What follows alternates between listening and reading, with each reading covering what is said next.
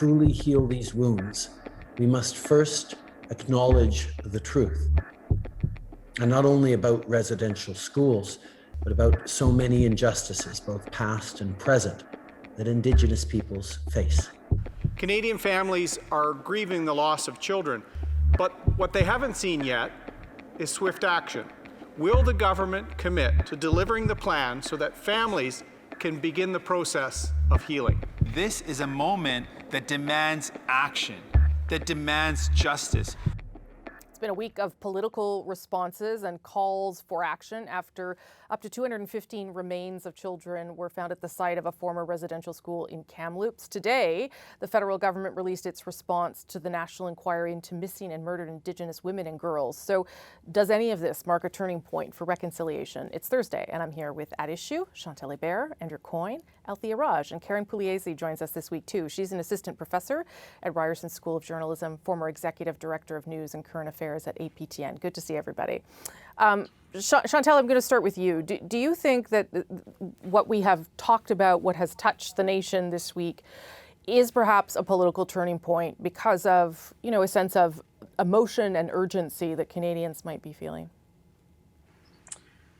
I'm guessing it depends on how long it can be sustained. It's not that politicians have not liked to talk a good game on the issue, but it is a fact of political life, and I've covered politics for a long time, that while Canadians will tell pollsters that it really matters to them that parties talk that talk, they do not punish parties for not walking the talk when it comes to elections. So if the feelings within the electorate do translate into accountability in the ballot box, yes, it will make a difference. But otherwise, I'm not that optimistic. Karen, watching it from where you are, does it feel in any way different, and that there may be, different pressure placed on politicians to respond differently? It feels like a lot of things have been a little different lately. I think since the murder of George Floyd, it's really interesting that we had this 2015 Royal Commission. Sorry, I'm thinking about the Royal Commission, but I mean the Truth and Reconciliation Commission. And there just really wasn't much out of it. There wasn't really much out for a long time in reaction to the missing and murdered women's inquiry. And I guess we'll talk about that later. But there was this huge force that came out of Black Lives Matter, and Black Lives Matter suddenly created space to talk about Indigenous issues in Canada. And that's been going on, I think, really for about a year. And it's that feeling that Indigenous people are not having this conversation alone anymore that matters, that other people are joining in. That's interesting. Andrew, it's been 6 years since the TRC's 94 calls to actions. We heard there in some of the clips from opposition leaders, we need quick action, swift action. I don't know, when you read those calls to action, whether anything could be done swiftly, but how do you assess how the government's doing or done so far? Well, in the days since this latest evidence of the atrocities that took place in the residential schools, it was actually a little slow to react. I think they were a little bit off their game there. It took them a few days to really realize the enormity with which this had landed in the general public, and particularly amongst Indigenous Canadians. So they were a little slow. But I do think this has turned up the heat. I don't know whether I describe it as a turning point, but I think it's added some impetus to the existing thing, part of which has just been described, that there's been I think a collective opening of eyes across North America from people who might previously have said in response to issues like this, yeah, but I think are more inclined to say, yeah, I'm listening, than they might have in the past. So I think there's a bit more openness.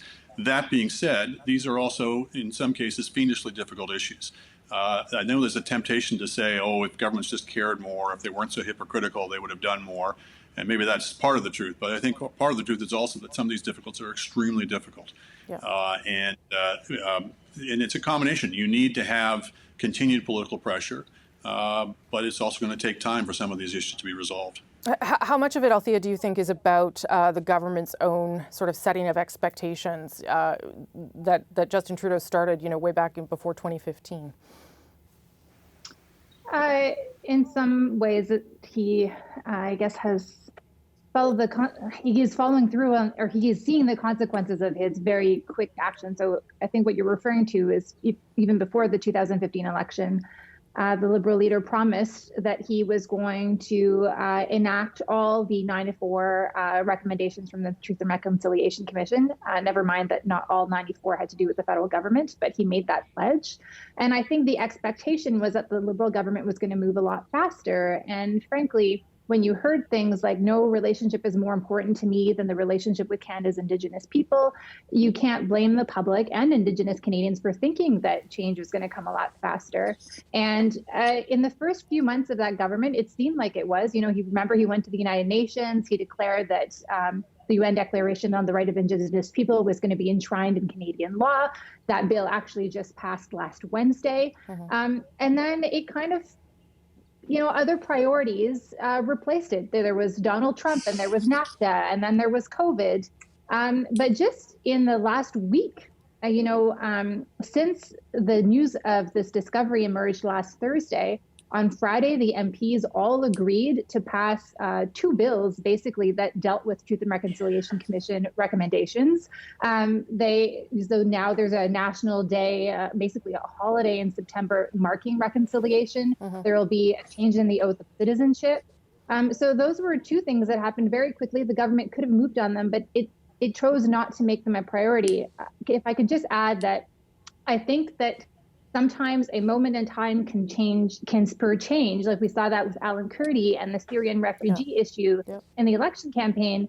But then, fast forward a few months later, and it seemed like the whole issue of refugees and asylum seekers went in a whole other direction when the focus was on the asylum seekers crossing a Roxham road. So now you have a moment where all the opposition parties in the House of Commons agree, and yet action has not matched, I think, the expectations. And because of COVID, people are impatient. They know the government can move quickly if it wants to do so. Chantal, you went in there. I believe those 2 bills should be commended for having passed unanimously, but they amount to a lot of light lifting. There's not a lot of heavy lifting involved in declaring a day of remembrance. And possibly the events of this week bring us closer to a Canadian consensus, i.e. That if we change governments, possibly the Conservatives would build on what the Liberals have been trying to do. But that being said, I do blame the public. It doesn't take very long for any government to discover, including this one, that there is no penalty for not delivering, that Canadians are quite willing to partake in the grief this week, but that they don't exact from parties and leaders real action. And if you are Indigenous voters, you do know that while your vote matters, it's not going to swing an election. So talk is cheap, and talk has been cheap on the part of voters. Though I will say, Karen, in 2015, Indigenous voters turned out in record numbers, and they voted against Stephen Harper and in some ways for Justin Trudeau. So they may not swing an election. But they didn't swing the election. No, they didn't swing the election. But I think that is an important point, Karen. Like how much of this falls on voters to demand change on these issues. Well, I think on that point, one of the things you have to remember about 2015 is they were actually running out of ballots on reserve, and they had to keep ordering more because they had never seen a turnout like that. It was phenomenal, and it's just never happened before in history. And I think you're also right, or at least I thought the same. I thought it was a vote against Stephen Harper. I failed to understand at the time how much it was actually a vote for Justin Trudeau as well, because of the promises that he had made. How much falls on Canadian voters? Well, here's what it comes down to. The issues of residential schools, and I think there's a greater understanding of this now when you talk about colonialism and systemic racism. People are starting to understand more than they have in the past that the system of education that we have now for First Nations, especially in cases where there are no high schools and students have to leave their home and go hundreds of miles away from their family to be educated once again in a language that's not their own, a culture that's not their own, and live with families that's not their own, that's a continuation of that system. We've heard from Cindy Blackstock this week, again, talking about child welfare and children being unnecessarily taken away from their home and in larger numbers than ever before. And she has taken the federal government to the Human Rights Tribunal. She has taken them back for compliance orders again and again. I think she's up to 7. And that also is part of that systemic racism. And so it seems like when we used to have these conversations, we didn't have words for them. Or if we said something like systemic racism, it just sounded so radical. It sounded like something, no, that doesn't really exist here in Canada. But it's starting to become part of the mainstream conversation. The question is always, these things are, I think they're more expensive than they are complicated. Yeah. So that's the question. Andrew, to Chantal's point about how this sort of may set a bar, and that would be the case with the plan we even saw today, the action plan on MMIWG today, about this how sort of sets a bar or a starting point for other political parties or other governments moving forward. Do you think that's the case? I can't see how it wouldn't be. There is an expectation now that we have to deal with this. I agree with Chantal that the public is oftentimes behind on this. Sometimes the public is ahead of their leaders, sometimes they're behind. But it is the job of leaders not just to respond to what is already on the public's mind, but to put things in front of them, to make them care about things if they're important enough. And this is an issue in which, frankly, the honor of the country is at stake. This is a terrible black mark on our collective conscience that we have to deal with. And if we don't, then we lose not only the chance of reconciliation, our moral standing is at stake here. So, you can talk about the polls and you can talk about what's going to be a good issue for you in the next election. But there's also issues that are just fundamental issues of conscience that political leaders, if they're going to be in this for more than just a job for a few years, have to take on. 30 seconds to you, Althea. I think there are ways the government can signal to the public that this is an issue that it cares about. And some of them are found in the calls to justice, and they can take some of the recommendations, even in the action report that was tabled today, to signal that they are taking these matters seriously, that they're a point person that will drive the fulfillment of these recommendations, that this is going to be a lens through which it sees everything. But we haven't heard that, and they have not communicated that to us. And to my earlier point, I really do think COVID has changed things. People now know that the government can move quickly on things that it thinks is a priority and prioritizes. And I think that makes people less patient. Andrew, it can move quickly. Last word. It can move quickly on getting checks out the door. Things like self-government are a little more difficult and a little more complicated. Yeah. Okay. But they could appoint a deputy commissioner of Indigenous corrections, for example. There are, not everything involves years long of negotiations.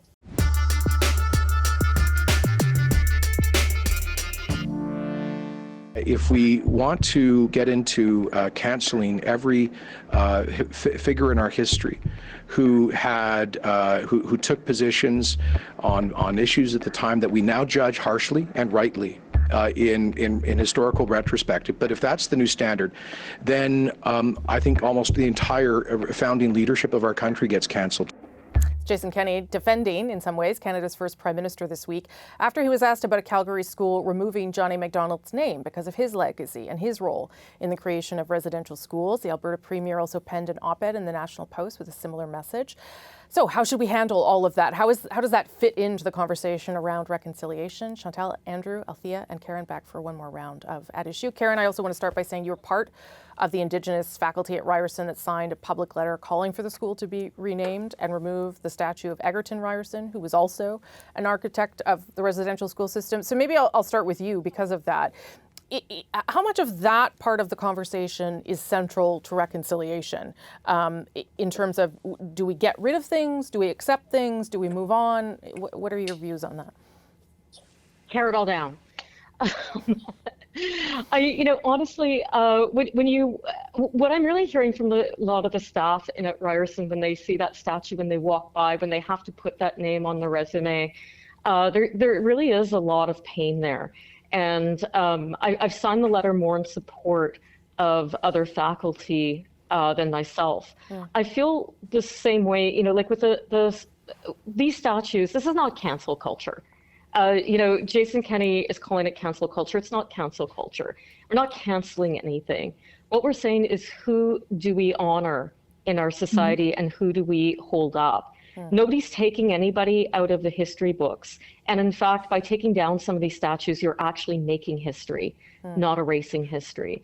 And so, yes, it is an act of reconciliation to start thinking, really, if you want to honor somebody who had such an impact for centuries, like Sir John A. Macdonald did, upon Indigenous people.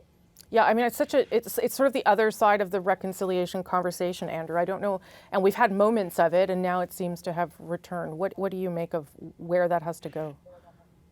Well, I'm sympathetic to Jason Kenney's position generally, that I think as a general proposition, we should be looking at the whole of a person's record, not just the worst thing they did, and that we should be recognizing that standards are going to change, expectations are going to change, our ideas of what's right and what's wrong are going to change.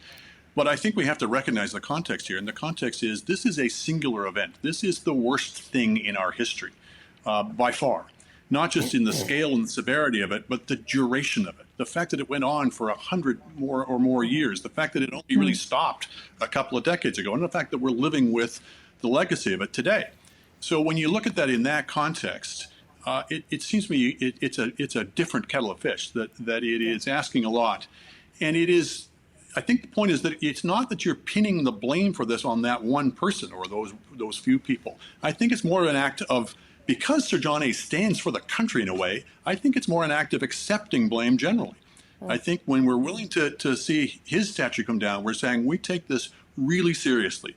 And we have a real debt of shame that we have to repay coming out of this. And this is the way we signal that we're prepared to actually look at this with clear eyes.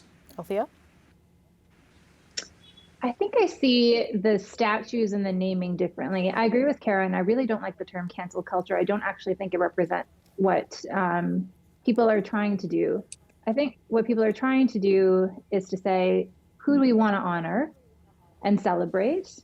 And also, how do we want our history to be remembered? And to Andrew's point as well, all these leaders are multifaceted. They may have done great things, but they also did horrible, horrific things that should be explained.